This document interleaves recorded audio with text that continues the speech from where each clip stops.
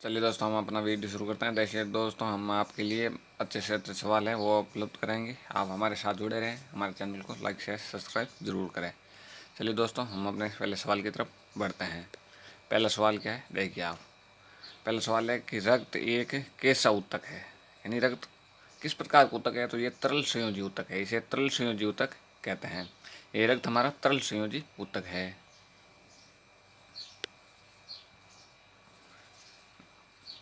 रक्त हमारा तरल संयोजी ऊतक है। दूसरा सवाल है, रक्त का पीएच मान कितना है। तो देखिए, रक्त का पीएच मान नंबर 1 में 5 है, और नंबर 2 में 5.4 है, नंबर 3 में 6 पॉइंट, और नंबर 4 में 7.4 है। तो हमारा रक्त का पीएच मान होता है वो 7.4 होता है। हमारा रक्त का पीएच मान कितना होता है, 7.4 हमारा रक्त का पीएच मान होता है। और अब चलते हैं अपने अगले सवाल की तरफ। हमारा अगला सवाल है, रक्त किस प्रकार का विलय है। रक्त किस प्रकार का विलय है, क्षारीय है, अम्लीय है, मीठा है या कड़वा है। तो हमारा रक्त है वो रक्त क्षारीय विलय है, जिसका पीएच मान अभी बताया आपको 7.4 है। और अगर 7 से नीचा होता, 7 से पीएच मान नीचे होता या 6 या 4 होता तो ये अम्लीय विलय हो जाता। लेकिन 6 या 4 नहीं है तो ये 7.4 है, वो क्षारीय विलय है। तो रक्त किस प्रकार का विलय है, क्षारीय विलय है। चलिए अगले सवाल की तरफ बढ़ते हैं। एक स्वस्थ मनुष्य में औसतन कितना रक्त होता है, ये पूछा है इसके अंदर। स्वस्थ मनुष्य है, उसके अंदर औसतन रक्त कितना होता है, 7 से 8 लीटर, 8 से 9 लीटर, या 4 से 5 लीटर, या 5 से 6 लीटर। तो स्वस्थ मनुष्य में है वो 5 से 6 लीटर रक्त होता है। चलिए चलते हैं अपने अगले सवाल की ओर। तो अगला सवाल है, मानव शरीर के वजन का लगभग कितना प्रतिशत रक्त होता है।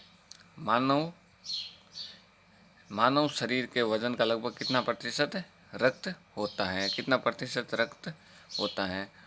तो देखिए दोस्तों, मानव शरीर का लगभग 8% है वो रक्त होता है। मानव शरीर का वजन का लगभग 8% है वो रक्त होता है।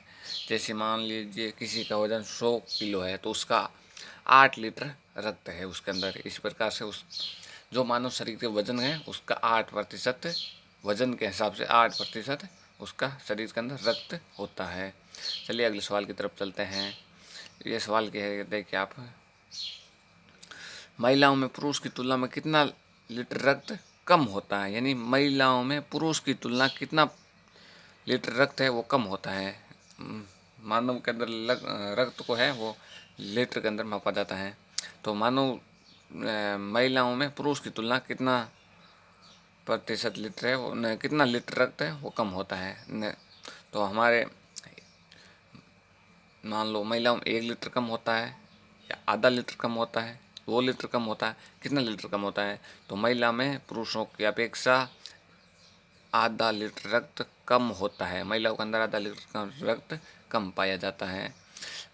रक्त में कितने प्रकार के पदार्थ पाए जाते हैं, इसके अंदर पूछा गया रक्त में कितने प्रकार के पदार्थ हैं वो पाए जाते हैं। इसके अंदर आपको पूछा है कि रक्त के अंदर है आपको कितने प्रकार के पदार्थ पाए जाते हैं। देखिए याद कीजिए दोस्तों, आपको कुछ मिलता है तो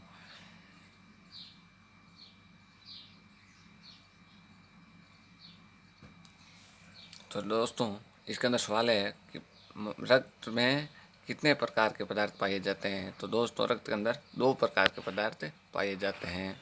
रक्त के अंदर 2 प्रकार के कौन कौन से वो आप आगे देखिए। रक्त में पाए जाने वाले पदार्थ हैं वो अब ये 2 प्रकार है, आप ये देखिए। रक्त में पाए जाने वाले पदार्थ, तो वो पहला है प्लाज्मा और दूसरा है रुधिराणु। ये मानव रक्त में 2 प्रकार के पदार्थ पाए जाते हैं। चलिए दोस्तों, हम अपने अगले सवाल की तरफ बढ़ते हैं। रक्त का कितना प्रतिशत प्लाज्मा होता है, बहुत ही अच्छा सवाल है। रक्त का कितना प्रतिशत है वो प्लाज्मा होता है, 50%, 60%, 20% या 80%। तो दोस्तों मानव रक्त के अंदर प्लाज्मा का वो परसेंटेज होता है वो 60% प्लाज्मा होता है। मानव रक्त के अंदर 60% प्लाज्मा होता है। चलिए दोस्तों अगले सवाल की तरफ बढ़ते हैं। अगला सवाल है, क्या है, देखिए आप, जब भी प्लाज्मा में से फाइब्रोनोजेन नामक प्रोटीन है वो निकाल लिया जाता है तो शेष प्लाज्मा को क्या कहते हैं। यानी यह सवाल क्या है, देखिए आप, जब भी प्लाज्मा से फाइब्रोनोजेनिक नामक प्रोटीन निकाल लिया जाता है तो शेष प्लाज्मा को क्या कहते हैं। शेष प्लाज्मा को क्या कहते हैं, इसका आंसर आप देखिए दोस्तों।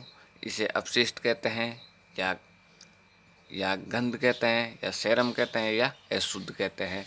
इसके अंदर इसको क्या कहते हैं, इसको सेरम कह देते हैं। जब प्लाज्मा में से फाइब्रोनोजेन नामक प्रोटीन निकाल लिया जाता है तो पीछे बचे प्लाज्मा को क्या कहते हैं, सेरम कहते हैं। चलिए दोस्तों अगले सवाल की तरफ बढ़ते हैं। अगला सवाल क्या है देखते हैं।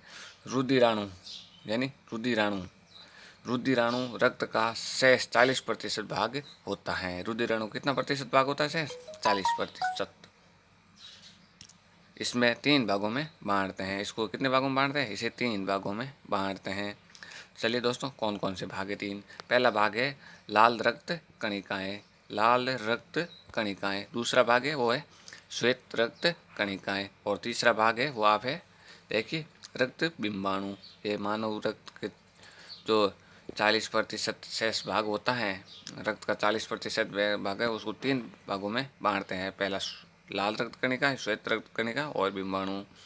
चलिए दोस्तों अगले सवाल की तरफ बढ़ते हैं। अगला सवाल है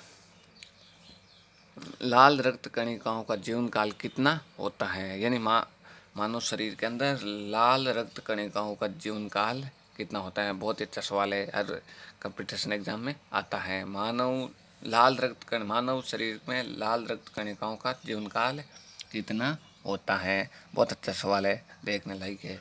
क्या 90 से 120 दिन का होता है, क्या 120 से 160 दिन का होता है, क्या 20 से 40 दिन का, या 20 से 120 दिन का। तो दोस्तों इसका सही आंसर है 20 से 120 दिन का मानव रक्त के लाल कणिका का जीवन काल होता है। चलिए दोस्तों अगला सवाल स्टार्ट करते हैं। RBCS का कब्रिस्तान कहा जाता है। RBCS का कब्रिस्तान किसे कहते हैं, तो अस्थि मज्जा को कहते हैं, केंद्र को कहते हैं, या यकृत प्लीहा को कहते हैं, या कोई नहीं। तो इसके अंदर दोस्तों 3 नंबर का उत्तर सही है, यकृत प्लीहा को RBCS का कब्रिस्तान कहा जाता है।